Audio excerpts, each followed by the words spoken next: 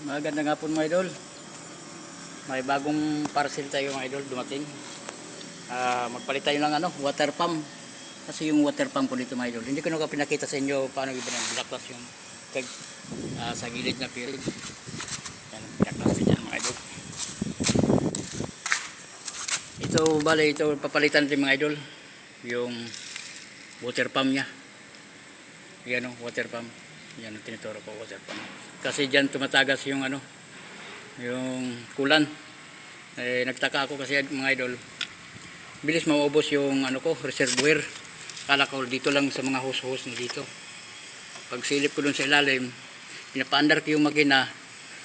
Pag mainit na yung makina, dyan pa siya tatagas.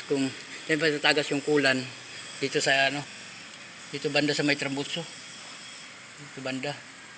Dyan tumatagas sa ilalim. Kaya papalit tayo ng bagong kulan. Bagong kanang water pump. Ito yung bagong water pump ko mga idol. Yan, binaklas ko na. Yan, bagong water pump yan.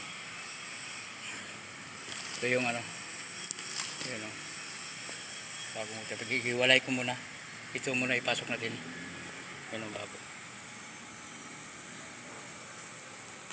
Yan, tatanggalin ko na yung yung stock na water pump nya. Stock. Tanggalin ko dito. Dahanin ko lang mga idol kaya matigas pala din. Matigas pala itong water pump na dito.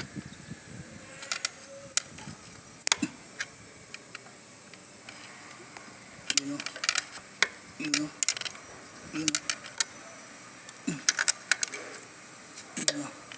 Sikwat lang dandahan.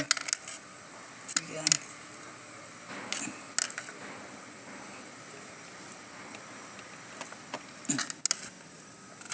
Malapit na akong laglag.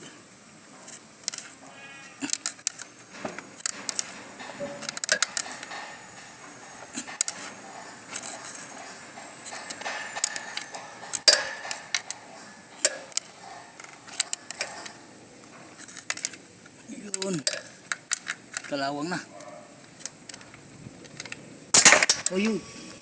Sus. Kunin ko sa kabila. Yan mga idol, nalaglag na yung water pump.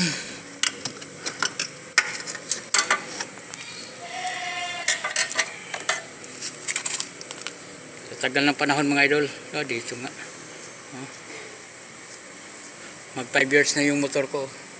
Ngayon ko lang pinalitan ng water pump. Ayun. Dito nga mga idol.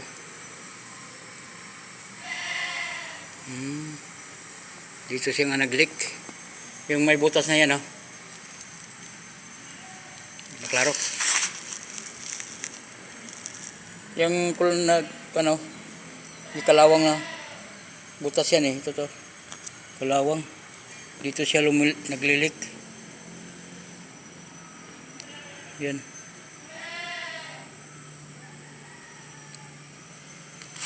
Okay. Papalitan na natin mga idol.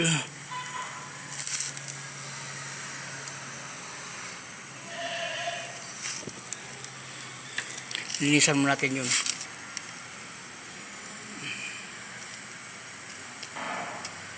Okay. Kabit ko na yung bagong motor pa mga idol. Kabit ko na. Hirap kasi mga idol, walang magbibideo. Walang maghawak ng kamera natin. Cellphone. Kaya